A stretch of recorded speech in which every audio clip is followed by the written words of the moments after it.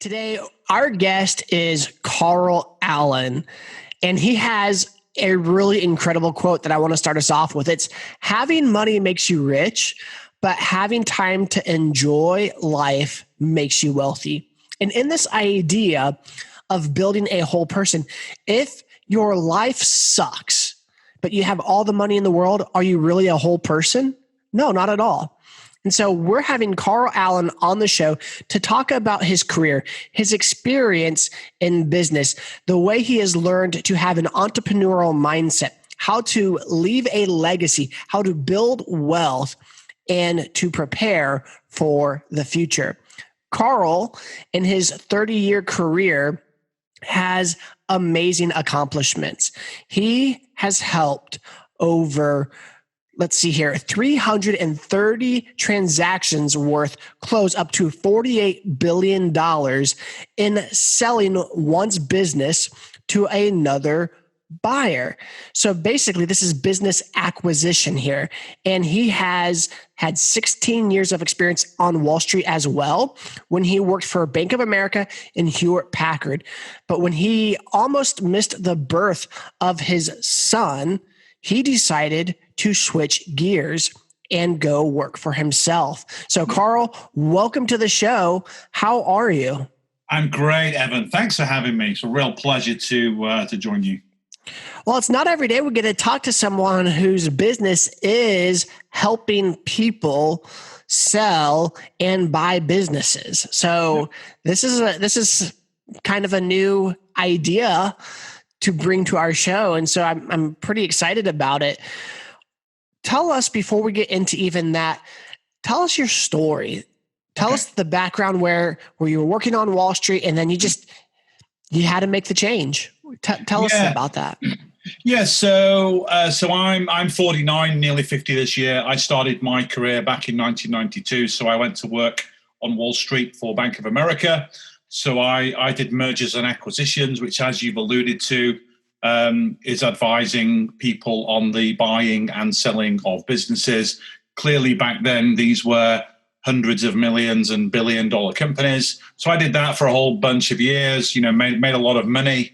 Bonuses in that world and salaries, as you can imagine, pretty healthy. So I did all that stuff. And then I left that world early 2000s, did an MBA at the University of Chicago, Graduate School of Business. And then I ended up working in corporate mergers and acquisitions. So I was one of the guys working for Hewlett Packard, the big computer company, buying businesses for them all over the world. And I did that right the way through until 2008. So it was the 1st of February, 2008. And I'm in Russia. So I'm in Moscow.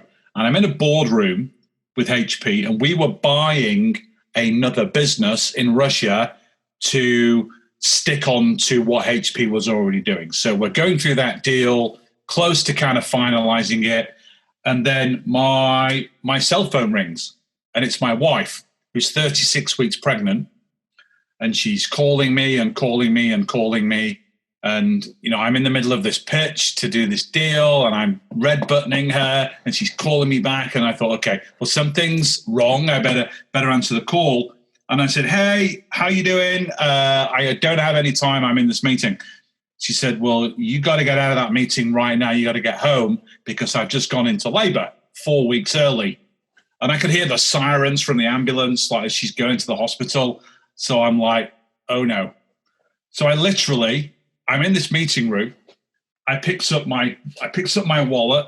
I picks up my keys for my car. I picks up my phone, and I had my passport with me, always have my passport with me.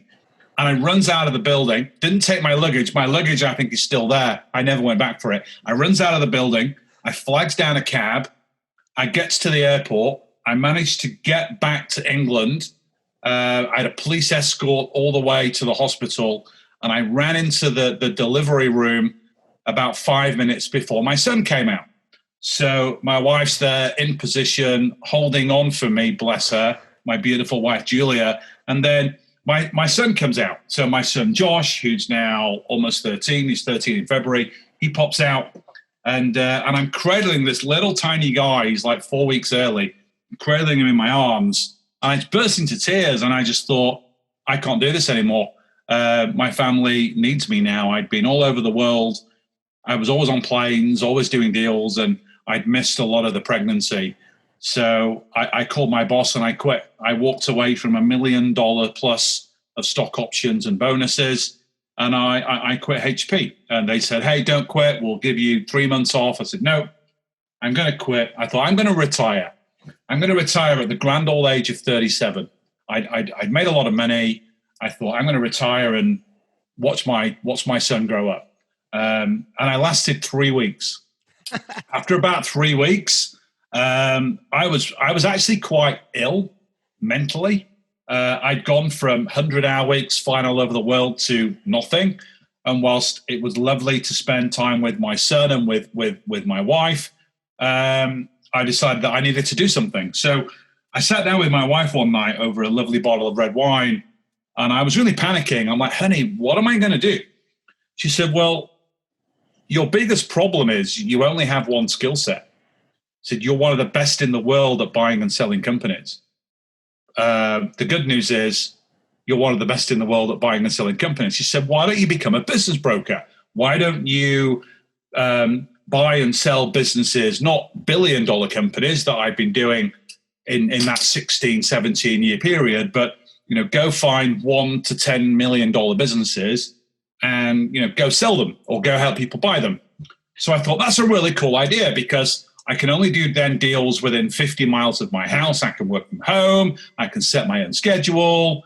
You can set up a business brokerage company in like an hour, dead easy. So I did that. I set my business brokerage up, working from home, and I got my first deal. So it was a transportation company, about $5 million in revenues, very profitable.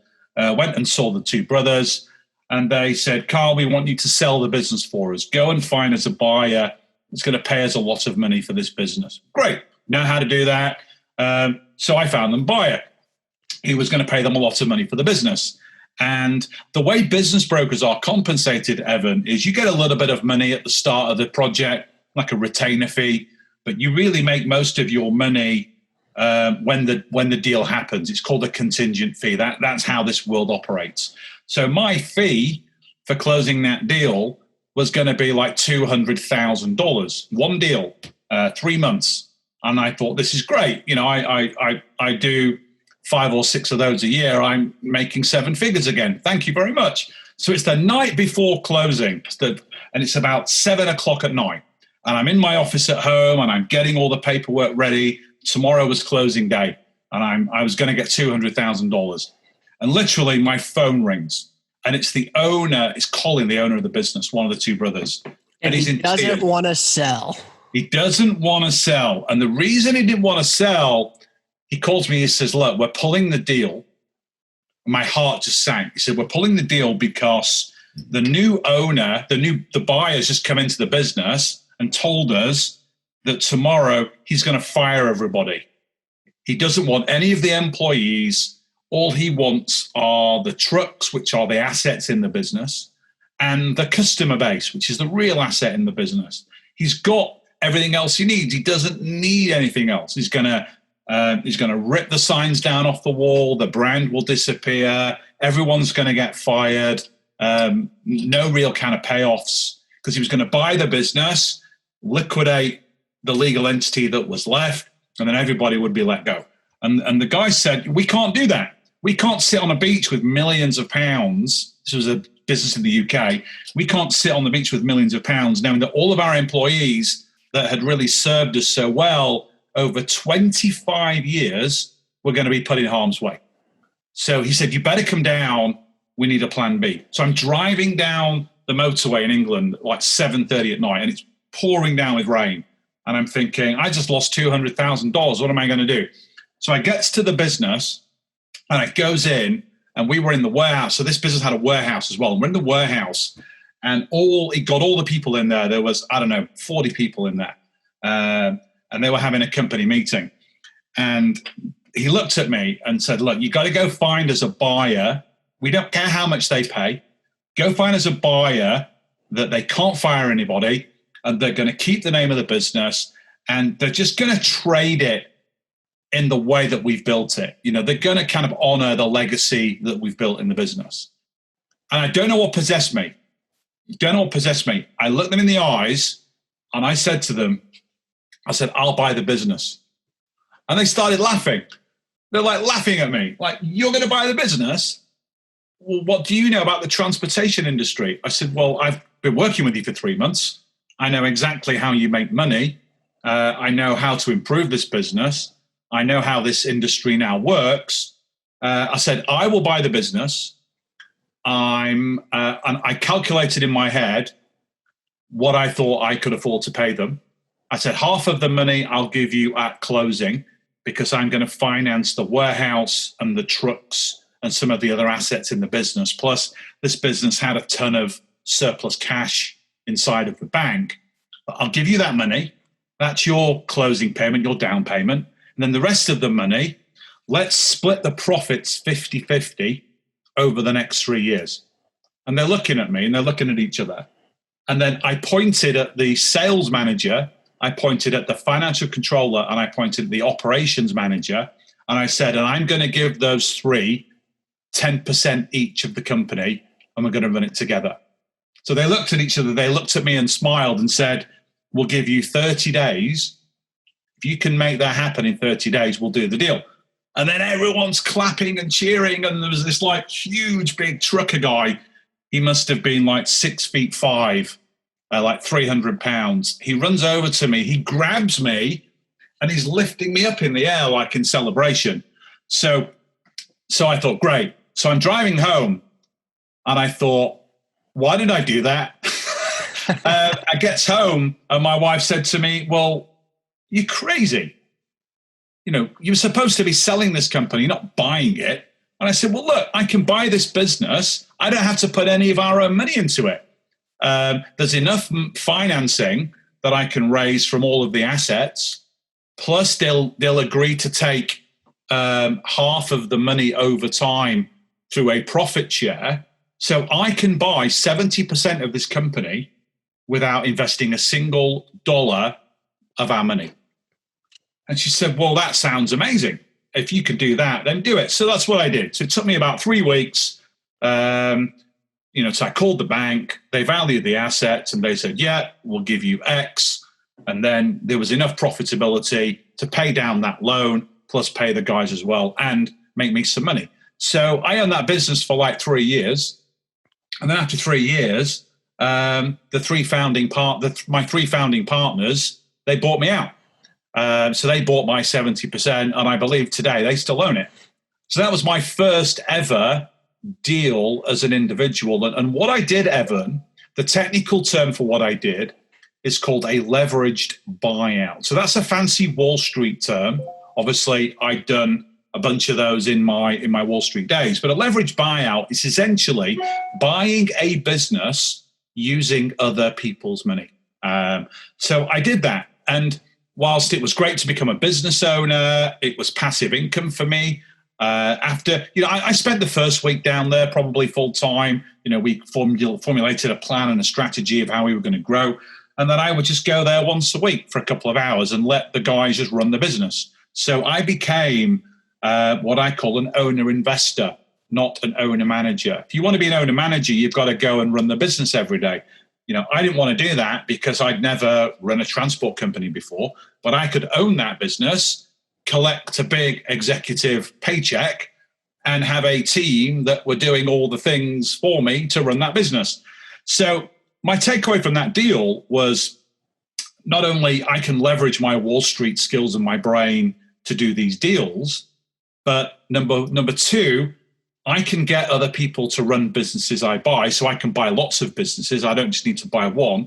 And then number three, that I realized the biggest takeaway for me is that there's going to be a lot of other people in the market that want to sell their business, but don't want to sell necessarily to a competitor that is going to rip that business apart and destroy what could be 25 or 30 years of really hard work building it. That they would accept a lower valuation for their business and a more creative deal structure, i.e. paying them some of that money over time. I just needed to figure out psychologically how I could play those people and how I could find them.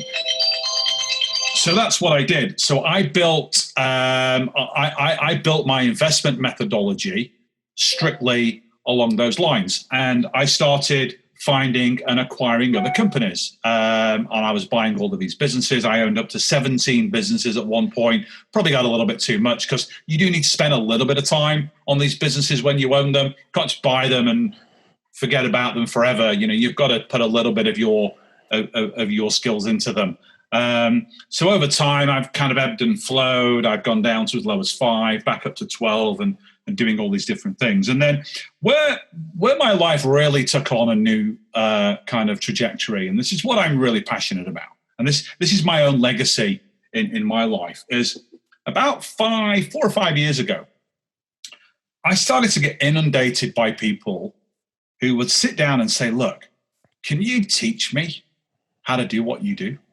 Can you teach me how to find deals? Can you teach me how to build unbelievable relationships with sellers? Can you teach me, how to raise financing and how to negotiate with a seller?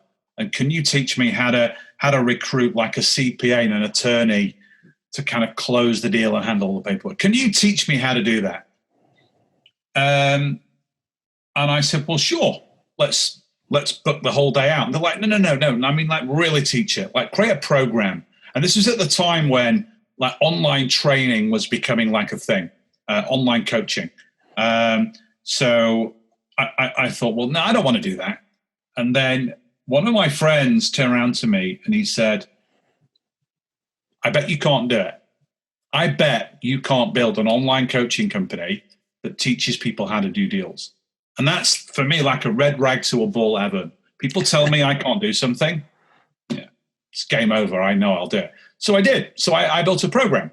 I built a coaching program. And today we have over 5,500 people that we coach and we mentor all over the world. Big concentrations in the US, UK, Canada, and Australia. But there's people in virtually every other country that are closing deals and buying businesses, because there are millions and millions and millions of small businesses for sale. You've got baby boomers in the US, 10,000 baby boomers every single day, according to the Wall Street Journal, are retiring in the United States. And tons of that own small companies. So they're coming to market, they want to retire, and it's like, well, who's going to buy my business? And only 1 in 11 businesses actually sell. So we're targeting the 10 of the 11 that don't sell and offering them, a safe, trusted pair of hands, a safeguarded employee and legacy protection scheme, if you will.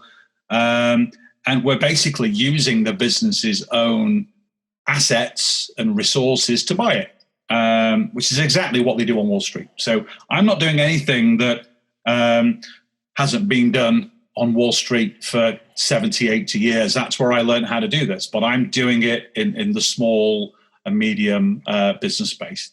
Technically, $1 to $10 million revenue companies. That's where I play. So that's who I am, and that's what I do. And I don't just teach this stuff. I eat my own cooking, so to speak. So I'm also a partner in a private equity company.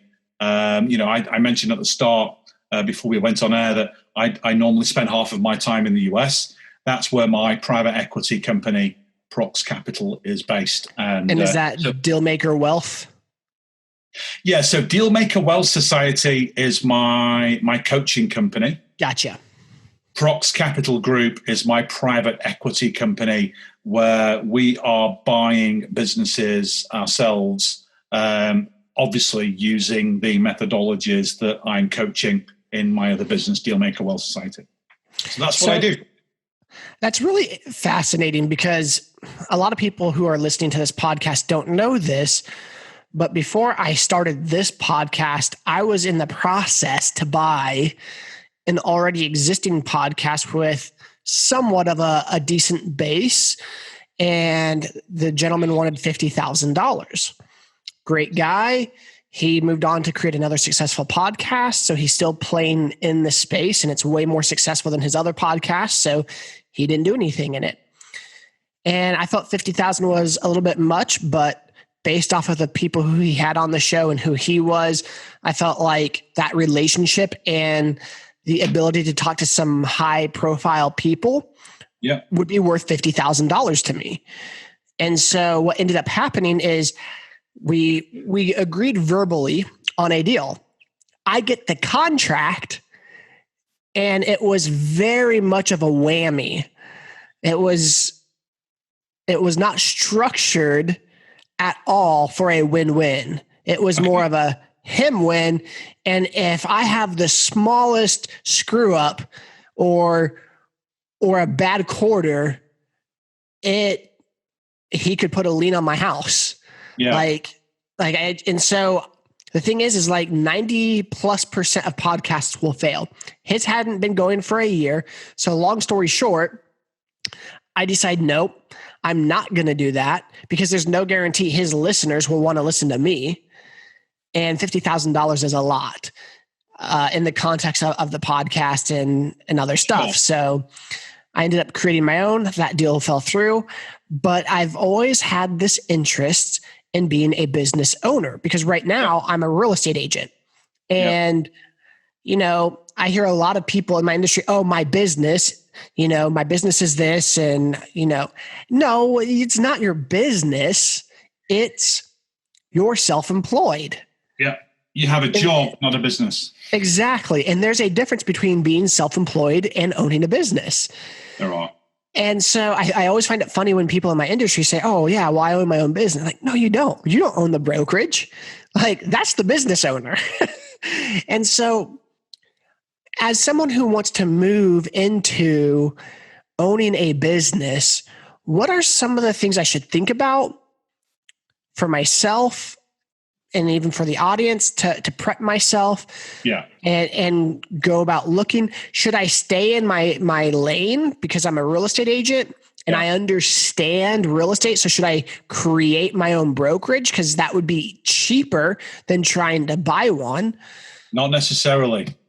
We'll get to that in a minute. So a couple of things then. So just before we go into that, that's a great question, by the way. Let me tell you what you should have done on your deal. So the first thing you should have done is, did you have legal representation to negotiate that He had legal representation that wrote it up for quotation mark, both of us. Yeah. So big rookie mistake. Because buyers will if sellers create the purchase contract, it's always going to be seller friendly. It's normal for a buyer to draw up that agreement. And if you have a good relationship with an attorney, you can have them do that work and pay them on a contingency fee basis. So you'd only have paid the lawyer if the deal will have closed. And having your lawyer write that agreement up just gives you a stronger negotiating position when they come back and they want to change things. The second thing to say as well is, and this alludes to your point then that, it's cheaper for me to start a business than buy a business. It actually isn't, because if you want to, let's say you want to buy a business that's worth $1 million, you don't need to rock up to the closing table personally with $1 million check. In a lot of cases, you can rock up to the closing table with no money invested in that deal whatsoever. You can structure that deal where other people's money is coming to the table either at closing or later on after you've bought the business, where you're paying the seller over time. And that's called seller financing. So it's like leasing a car. And I want to talk about the car analogy for a second. So, a lot of people would rather start a business than buy a business. Let me give you some statistics. In 2019, according to the SBA, 6.6 million Americans started a brand new company, and 96% of them will fail within 10 years. 50% will fail within 1 year. 80% will fail within 5 years. And then the 20% that survive, 80% of those will fail by year 10. And those are commonly known statistics. Michael Gerber, who wrote the book The E-Myth, which is one of my favorite business books of all time, he's the guy that first started talking about this 20, 25 years ago. And so you've got this unbelievable failure rate in startups, yet you've got millions and millions of businesses for sale. There are 2.4 million small businesses for sale right now, 2.44 million actually, in the US, and only 1 in 11 are going to sell in the next 12 months. So why start a business where you have no employees, no products or services, no credit, no cash flow, no reputation, no equipment, nothing? Why don't you go and buy an existing company that's got cash flow and all of those things that you don't have, and use other people's money to buy it? And think about a car. So I just ordered a Tesla. So Tesla's just starting to become a power force in the UK. They've built the power infrastructure now. We've not really kind of had it for a while. So I could have done one or two things. I wanted a Tesla. So did I go online and buy all the parts? Did I buy the wheels and the glass and the steering wheel and the battery and the screen and the windscreen wipers and all the cables and all the lights? And then did I go on YouTube and think, how the heck do I plug all this together so it works? How do I build it from scratch? Or did I drive down to the Tesla showroom, order a car that they've built, and have Tesla finance that purchase 100% for me? That's what I did. And it's the same analogy. You don't have to start a company to become a business owner. You can buy one that's already existing. And my mission, Evan, my legacy that I'm building in my personal life is connecting all of those entrepreneurs, most of whom are going to fail, connecting those people to the millions and millions of business owners that either are frustrated or burnt out, or they want to retire, they want to exit their businesses, and they want a friendly, safe pair of hands to come in and take that business over. Now, that's really important, a safe pair of hands. And that goes back to your question. So the perfect business for me to buy is going to be very, very different than the perfect business for you to buy. So my best advice I can give everybody is, if you're looking to go into business and you're going to buy a business rather than start a business, it makes perfect sense to go and buy something in a sector that you understand, you're passionate about, and you can add value to. So if you're a sales guy for IBM, go buy a technology company. Don't buy a laundromat, because why would you? You don't know anything about the industry. You probably don't know how to grow that business. It'd just be a complete waste of time. If you're a blue collar worker, let's say you're a supervisor in an engineering company in Pennsylvania, don't go buy a gas station. Go buy an engineering business, because you know how engineering businesses work. You've got the skills, you've got the passion, you've got the understanding, you've got the value you can add to that business to grow it, improve it, and then sell it and make a lot of money. If you're really passionate about something, but you don't have the industry skills, go and partner with somebody that does and buy the business together. I'll give you an example. So one of my students, he works for Boeing. So he's an engineer. He's an engineering manager. And he said, I want to get out of the engineering industry. I hate it. I'm bored of it. I don't want to buy an engineering business. I want to buy a vineyard, because I love wine. I'm really passionate about wine. He does like wine tasting in his spare time. That's what I want to do. I'm like, sure, Bill, but how do you know how to run a vineyard? How do you know how to grow grapes? How do you know how to pick them, how to ferment them, how to bottle all that stuff? How do you know how to do that? Well, I don't know how to do that. I'm like, great, but I want to learn. I said, well, okay, go and partner with somebody that knows that space. Go find a business, and there might be somebody in the business already, like a really strong number two, that can be your partner, and you can own the business 50-50. He said, oh, well, I don't want to own 50%. I want to own 100%. I said, well, sure, but if you try and buy a vineyard with no experience, you're likely not going to succeed. If you're lucky to even close the deal, seller's not going to take you seriously, financiers are not going to take you seriously. But even if you manage to pull that off, you're probably going to make a really bad job of growing that business. So go partner with somebody. Yeah, you'll have to give away some of the ownership, but it's better to own 50% of something that you really want to do rather than 100% of nothing. So that's my best advice. Stay in your lane. And if you want to get out of your lane because you're passionate about something else that you really don't understand business-wise how it works, just go on LinkedIn and find somebody that can fill that gap for you and do the deal together. So for example, let's say I got super passionate about becoming, I wanted to buy a real estate brokerage. I know nothing about that world, nothing. But if I was really super passionate about it, I'd call you up and say, hey, Evan, I found this deal. We can get all the financing that we need for it. We don't have to put any of our money in. It'll take about a month to close the deal. Will you come in as my wingman, help me with the deal and help me run the business, and we'll share it 50-50. You'd be like, why not? Because then you get 50% of all the cash flow and you didn't have to go find the deal. So that's my best advice. That's what I would do. So I have a couple questions that I'm trying to formulate here, and I'll just ask both of them and you go whichever way you want.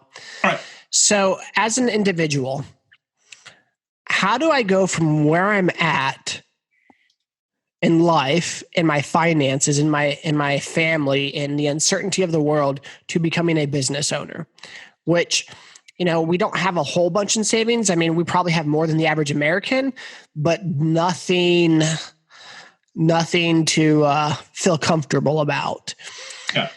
And at the same time, would franchising something be better than buying a business outright? So for me, I've been selling real estate for 7 years, and I like real estate, but I more have a passion about coaching and teaching, which as a broker of a business, I could do that more. And so if I were to start or to buy a brokerage, then I'd also have to take on the role of overseeing people's documents, which I hate doing. So I'd probably have to hire someone for that. Yep. So how do I go from where I'm at with, let's say, low capital? Let's just say zero capital, because I dealt with what I had. My wife would say, yeah, go spend that.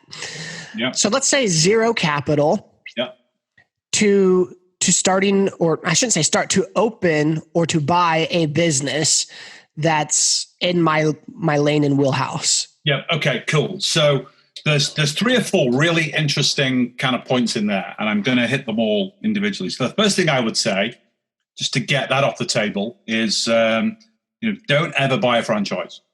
And I'll tell you why. The good thing about franchises, though, which I will tell you, is 96% of franchises don't fail inside of 10 years. It's only about 25%. So 75% of franchises succeed because a franchise is basically a marketing system and an operational system that's been proven to work. Some franchises don't, but most of them do. Because a big part of that world is regulated.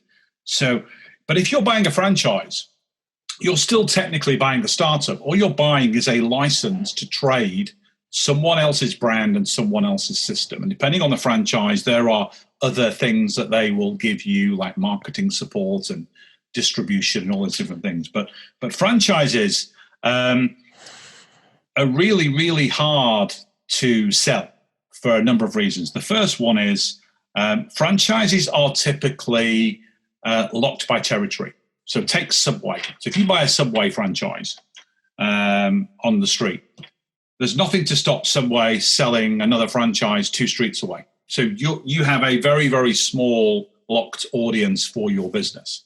And even if you grew that business, bearing in mind Subway and other franchisors, they lock you down with fees and a whole bunch of different things. They take not just upfront money, they take a percentage of your profits, and there's a lot of restrictions on things you can and can't do. So you're not really a business owner if you own a franchise, because you still really have a boss, which is the franchisor, really calling the shots on what you can and can't do. But even if you were successful and then you decide, to sell, the only reason to go into business is to build something, sell it, and then get paid for it.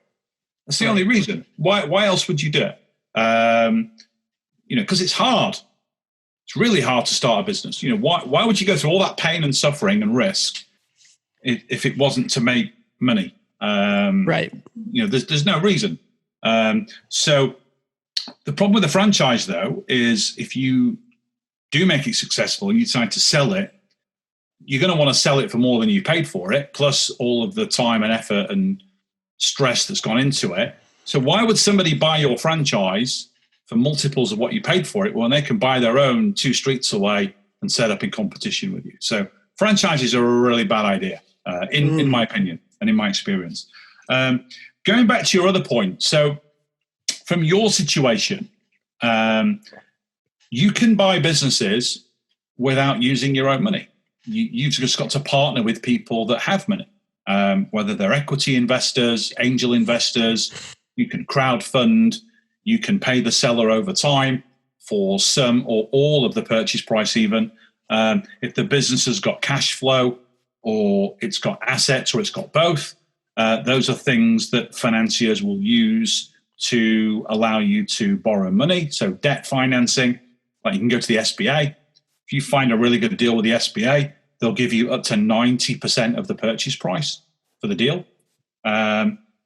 You just got to find 10% and go partner with an investor that will put that money in, and you can buy the business together. So that's how you can do it. In terms of where I sense like a mindset question as well inside of that. And what's really interesting is, and this might shock you when I say this, right? But nobody really wants to buy a business. Nobody really wants to own a business. What we want as human beings are the benefits that flow from becoming a business owner. So it's freedom, it's wealth creation, it's cash flow, it's pride, it's ego in some cases. Those are the things that we covet in our lives. And it just happens that buying and owning a business and using other people's money to do it in a sector that truly resonates with you and you're passionate about, for me, is my go-to way to achieve all of those different things. It's like we don't buy plane tickets to sit on a plane. We buy a plane ticket to go to a different destination. So the destination is the benefit. The fact that you were sat on a plane is the feature. And it's the same with what I do. Buying the business is the feature. Owning the business is the feature. The benefits are all of the things I've mentioned before. So cash flow, wealth creation, freedom, work-life balance, pride, legacy even is a big one. So I think for you, it's all about what you want in your life. And it's dialing that in so it becomes like a powerful force inside of you that's going to give you the fuel and the purpose to kind of follow through and make something happen. And what's interesting is, as human beings, everything we do in life and we're successful at is driven by that. Because as human beings, we all make decisions using our subconscious brain. So in our subconscious brain, which is the majority of our brain, that's where all our emotions live. So we all make decisions emotionally. Like why do people buy life insurance or insurance in general? It's the fear emotion. You don't buy insurance just because you're buying insurance. It's the fear emotion. Why do people buy $500,000 sports cars? It's ego. It's nothing else. Why do people send their children to private schools? It's pride. So those are all the emotions, and that's what drives us to make decisions. So you can rewire your brain to give you the purpose to do what you want to do. So Tony Robbins, who's one of my mentors, I'm in his Platinum Partnership Program. He calls it the PPP, the pleasure pain principle. And what he talks about is that as human beings, we either do things to avoid pain or we do things to get pleasure. And buying a business actually does both, because most of the people that I coach and mentor are in some level of pain, in some level of frustration. So they're trapped in a corporate job. They're not making enough money. They're not getting recognized. They're slaving away. They're making their employers tons of money, but it's not getting reflected in their paychecks. And they want all of the things that I just talked about. They want that life of freedom. They want to spend time with their kids. They want to spend time with their wife. I used to be one of those guys. 2008, I was one of those guys. I was flying all over the world, making billions and billions of dollars for my employers. I was making a decent amount of money myself, but I wasn't focused on what was truly important to me in my life, which was my family and having a work-life balance, which would make them happy. And that's why I walked away from that world. So for all of my students, that's the first question I ask them is, what do you want? And then I take them through a process of dialing that in every single day. If you dialed that in, if you got time, do you want to do some of this? Yeah. Okay. So what do I want? Several things. One, I would like to have a business and own it. I would also like to have some sort of ministry where, I travel, speak, teach, both on biblical principles as well as personal growth. And I would like to have more freedom with my family and better finances. And my wife doesn't have to work and she can be at home with the kids.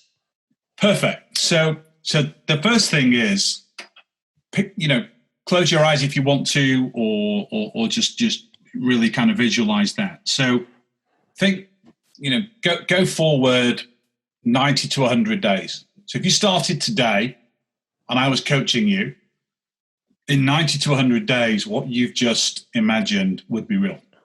So the first thing I'll have you do is, you can do it now if you want, or do it later, is visualize that in your mind. So think about that. What does that look like? Think about it. What does that look like? You own a business. It's throwing off cash flow every single month. Then you're probably spending 5 hours a week working on that business, not in that business. You're the strategy guy. You're the guy that's pulling the strings, but you've got a management team and a set of employees that are doing all the work. And everyone's happy. And every single month, you get a big, fat executive paycheck. And you're working 5 hours a week. And then the rest of your time, let's say another 40 hours a week where you're not doing your family stuff, you got time to do all of your ministry stuff. And you've got time to be with your family. You've got time to spend with your wife, date lunches, date nights, spa days or whatever, which is what I do with my wife. You've got time to go to your kids' high school soccer games if you've got high school kids, or recitals or ballet classes, or all those different things that, I do with my son. My son's an academy soccer player, and I take him to training, I take him to games, and I take my wife out for lunch, and I do all of those different things. So think about all those things, and then think about how that makes you feel. Peace. And how that's going to make your family feel. It's peace. It's peace. So keep thinking about that. What you notice about that. What does it look like? Can you picture it? Can you picture the smiles of your family and the enjoyment of having money to do what you want to do? And because money is just a tool. Money's a tool to do things with. So having money means you can travel first class, you can buy a big house, you can have a nice car, and it's how that makes you feel. You might want to donate to the church. You might want to donate to your community. You might want to buy your parents a new house. You might want to do a whole different bunch of things with the money that you generate. And what you need to do is keep thinking about that, keep visualizing that. How does that look? How does that feel? And just dial that into your mindset so that every single day when you open your eyes, you're on a mission. You're on a journey to make that happen. Because then once that's dialed in, what you then have is a really clear defined why, a really clear defined purpose. And to get anything you want in your life, anything whatsoever, you've got to ask yourself 3 questions. The first question is, what do I want? You told me, and you're very specific. That's what I want, and get really super specific and time bound it. Don't just say, oh, I want to be rich. It's like, I want to earn $1 million within the next 365 days after I've paid my tax. And I want it in my bank account and I'll be able to see it. That's a very specific goal. And then the second question, which is the most important question, is why do I want that? Why? What's my why? What's my purpose? Why do I want it? And you started talking about it. You want to have a work-life balance. You want to have time to travel and do a whole bunch of other different things, which I'm sensing the ministry piece, you're really, really passionate about. And I think that's amazing.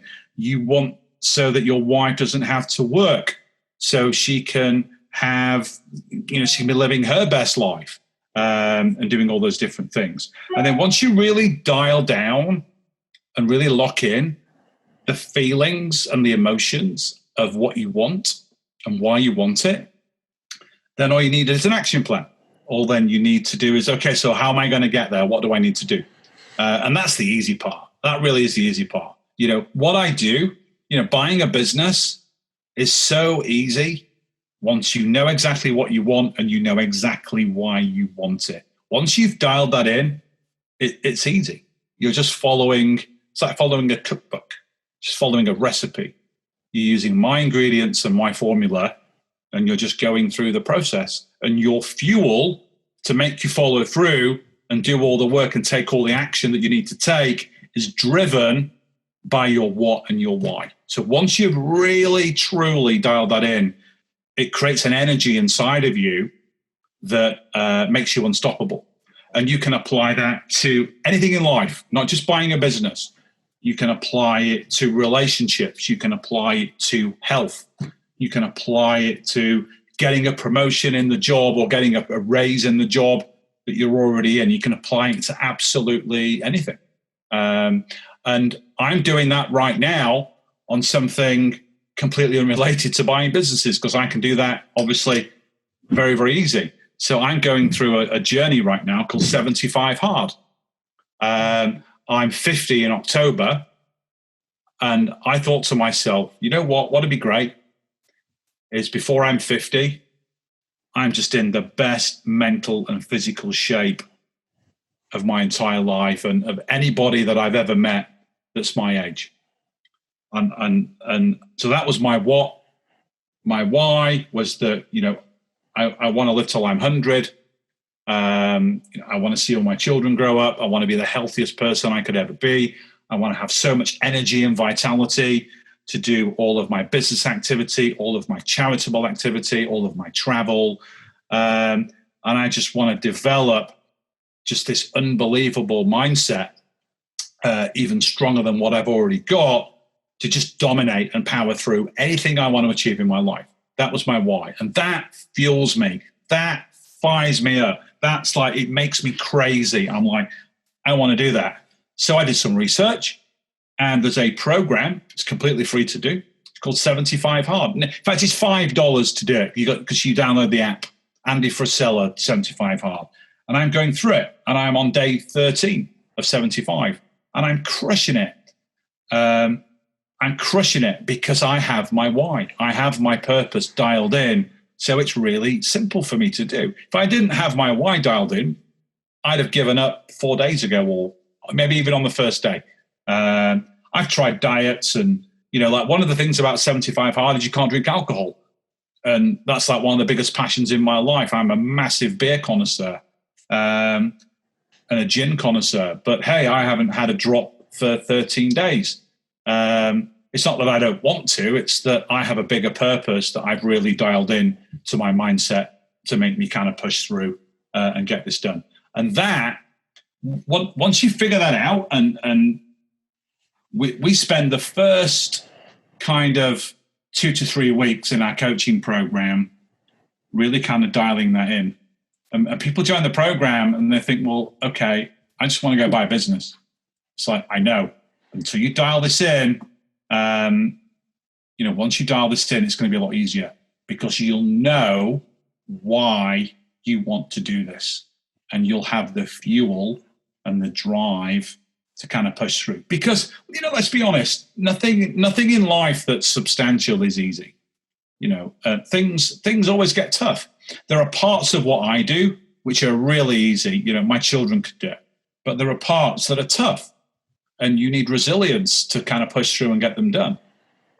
So we spend that mindset time at the start to give you the force to just kick the door down and get it done, rather than just give up and quit and go do something else, which is what a lot of people do in all areas of their lives. They find something that's tricky and they stop, they go to something else. That's why most startups fail. Aside from the fact that you don't have anything when you start, once it gets a little bit tricky, you think, let's go start another company. Maybe it's a bit easier. It's not. Nothing in life is easy.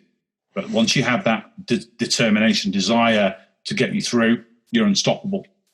Do you still have a few minutes, or do you need to go soon?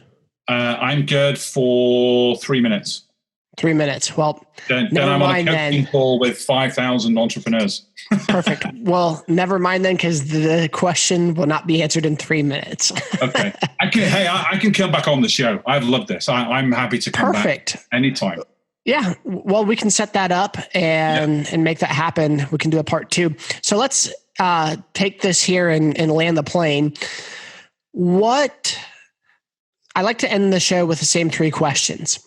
So currently, what negative self-talk are you struggling with and overcoming? So right now, I'm not, because I'm going through 75 hard and it's eliminating all of that stuff. In my entire life, my 49 and a half years of being on this planet, I've never felt so positive and energetic and really at peace with myself.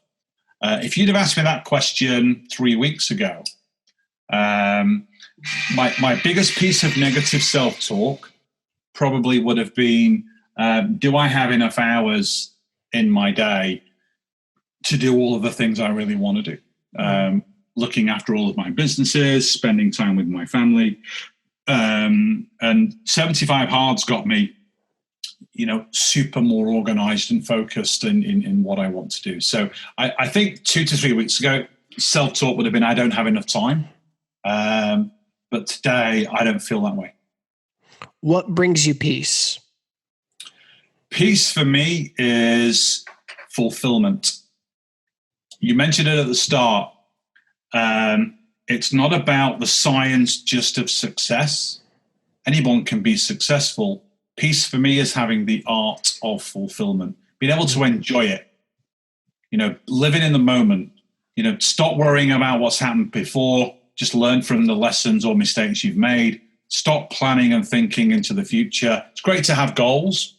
I'm not saying that's not a good thing, but enjoy the moment, be grateful for what you have, be grateful for the love of your family, be grateful for, the 2 million year old brain that you have, be grateful for your heart that beats, several thousand times a day without you having to think about it. Be grateful for just all those things that we're blessed with in our lives and enjoy it. What's the best decision you've ever made?